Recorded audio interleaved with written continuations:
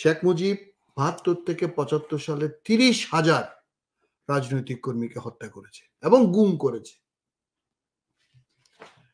আপনাদেরকে আমি রিমাইন্ডার দেব, this is the dynasty of dictators. Sheikh Mujib এবং তার মেয়ে, in the name of independence of our country, in the name of supporting the 750 million people in 1971, Sheikh Mujib was a thug. Sheikh Mujib, একটা জিনিস আমাদের তরুণদেরকে বলবো, you have to go through the history of Sheikh Mujib and you will find out at the age of 22 he passed SSC. I again reiterate, 22 বছর বয়সে Sheikh Mujib SSC pass করছে, যেটা আমাদের ছেলে মেয়েরা 15-16 বছরে পাস করে। এটাই স্বাভাবিক। কেন? বিকজ ক্লাস 9-এ থাকতে একে ফজলুল হককে ফুলের মালা গলায় দেওয়ার জন্য একটা হিন্দু ছেলের সাথে মারামারি করে ওই ছেলেকে মেরে শেখ মুজিব রক্তাক্ত করছিল, and he was jailed.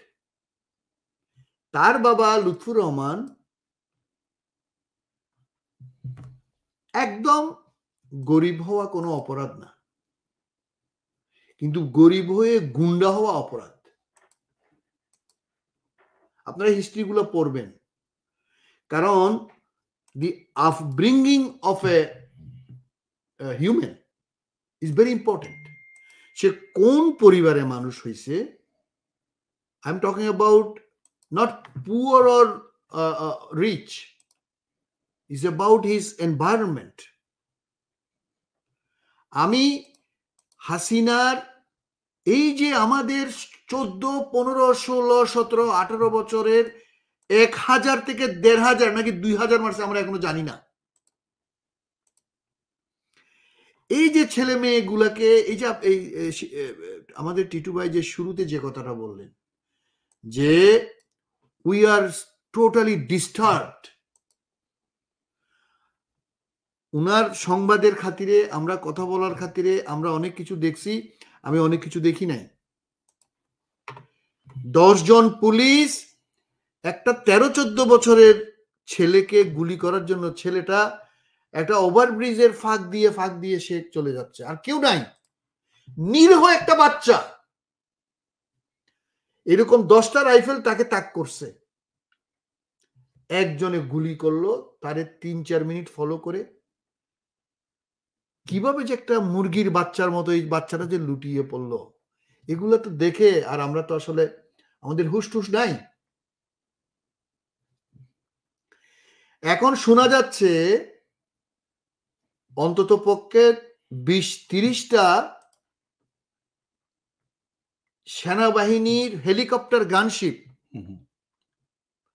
কোনটা জাতিসংঘের কালারে কালার্ড হোয়াইট অথবা MI-17, FC, F7 এসব আপনার হেলিকপ্টার থেকে আপনার গুলি করা হয়েছে এবং গুলি করে ডজন ডজন ছাত্রদেরকে মেরে ফেলছে।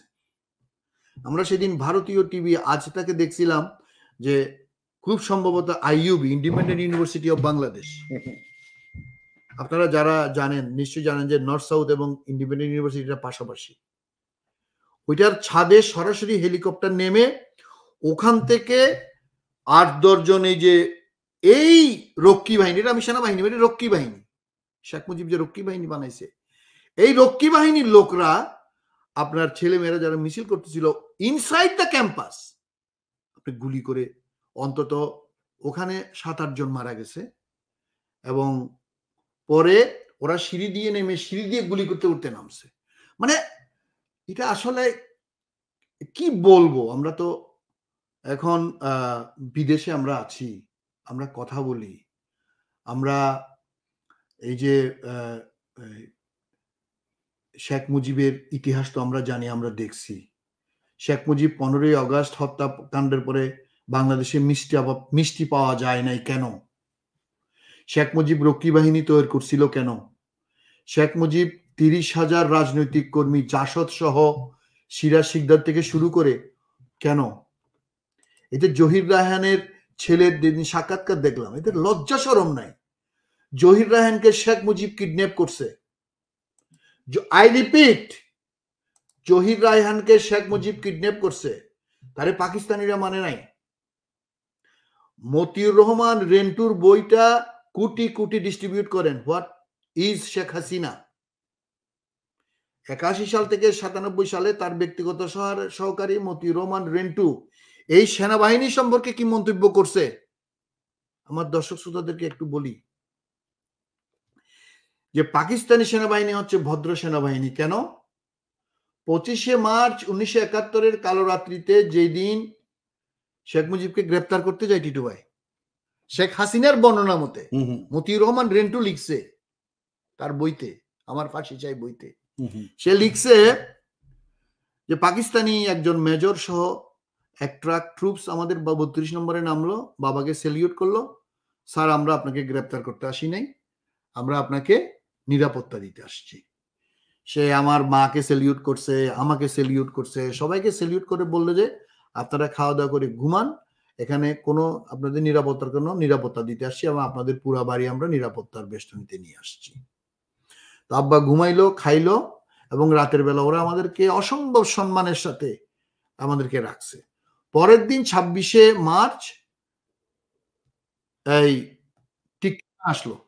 আপনি জানেন তখন পাকিস্তানের পূর্ব পাকিস্তানের গভর্নর ছিল টিক্কা খান। তো টিক্কা খান এসে শেখ মুজিবকে সেলিউট করলো, স্যার আপনাকে প্রেসিডেন্ট ইয়াহিয়া খান পশ্চিম পাকিস্তানে নিয়ে যেতে বলছে, আমরা আপনাকে নিয়ে যাব ওখানে মিটিং করার জন্য, আপনি যদি মনে করেন আপনার ছেলে মেয়ে আপনার স্ত্রী যাবে যাবে, নাইলে আপনি একা যাবেন, আর সেটা আপনার ইচ্ছা। তুমি বলছেন আমি একাই যাব। শেখ হাসিনা বলতেছে যে তার মার সাথে শেখ মুজিব ডিসকাস করে একাই যাওয়ার সিদ্ধান্ত নিয়েছে, তারা আর যায় নাই। মতিউর রহমান রেন্টুর বই 53 নম্বর পেজ, 52, 53, 54 নম্বর পেজ এগুলো লেখা আছে। আচ্ছা, তারপরে বলতেছে যে পাকিস্তানের সেনাবাহিনী এত ভদ্র যে বাবাকে তো নিয়ে গেল, আমাদেরকে বলে যে আপনারা এখানে থাকবেন না, কোথায় থাকবেন। পরে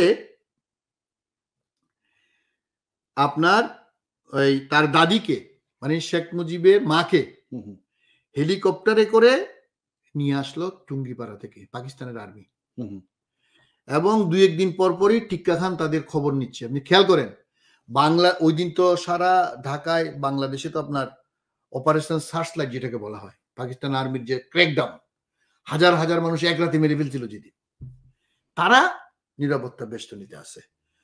তো তার বাচ্চা জন্ম দেওয়ার 1 মাস আগে তাকে সিএমএসি নিয়ে গিয়েছিল। আমি ওই দিন ঢাকা মেডিকেল বলছিলাম, আই এম সরি, এটা আমার রং ইনফরমেশন ছিল। বেসিক্যালি আমি তাড়াহুড়োর মধ্যে এটা সিএমএসি নিয়েছিল। 1 মাস আগে হাসিনাকে সিএমএসি নিয়ে গেছে এবং ওখানে তার বাচ্চা জন্ম দিছে, এবং ওই হেলিকপ্টারে করে তার দাদিকে আইনা মানে শেখ মুজিবের মাকে আইনা ওই জয়ের মুখ দেখাইছে, এবং পাকিস্তানের আর্মিরা মিষ্টি বিতরণ করছে যে আপনার ছেলে মানে জয়ের জন্ম। যে কথা বলতেছিলাম টিটু ভাই, আমাদের সাকিব ভাই, যে এই যে সেনাবাহিনী নিয়ে আমি যে কথাটা বলছিলাম, যে মতিউর রহমান রেন্টু লিখতেছে যে পাকিস্তানের সেনাবাহিনী যে কত সভ্য আর বাংলাদেশ সেনাবাহিনী কত অসভ্য। সে বলতেছে তখন বাংলাদেশ সেনাবাহিনী নিয়ে এসে মন্তব্য করলো যে ওরা তো আমার বাবাকে শুধু মারে নাই, ওদের মতো বেয়াদব, ওদের মতো অসভ্য, ওদের মতো ঠাগ, ওদের মতো কুত্তা বাহিনী। পড়েন সেটা, বাংলাদেশ সেনাবাহিনীকে কুত্তা বাহিনী বলছে। এই জন্য আমার বাবা রক্ষী বাহিনী তৈরি করছে, যে এই বাংলাদেশ সেনাবাহিনী যেটা পাকিস্তান সেনাবাহিনীর অংশ হইলেও এইটা যে এত অসভ্য, বর্বর এবং ঠাগ এবং হত্যাকারী, মানে হাসিনা বলতেছে এস পার দ্য বুক, আমার ফাঁসি চাই, মতিউর রহমান রেন্টু। তো সেই সেনা, এখন আপনি এই আসেন যে পাকিস্তান সেনাবাহিনী তার জন্য কত ভালো, তার ছেলের জন্ম কারণে তারা মিষ্টি বিতরণ করছে, আর এই সেনাবাহিনী 15ই আগস্ট 1975 তার বাবা বা তার পরিবারের কিছু সদস্যকে হত্যা করার কারণে তারা হয়ে গেল বর্বর, অসভ্য, বেয়াদব কুত্তা বাহিনী। আর পাকিস্তানের হলো ভালো বাহিনী, সে বলছে।